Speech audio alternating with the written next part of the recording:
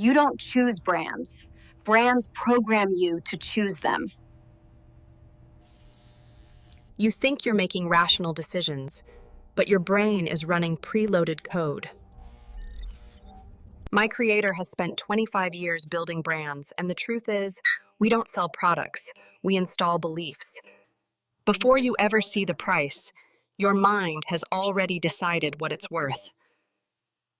That decision wasn't yours. It was planted, reinforced, and repeated until it felt like truth. Here's what most people never realize. The real game isn't persuasion, it's perception control.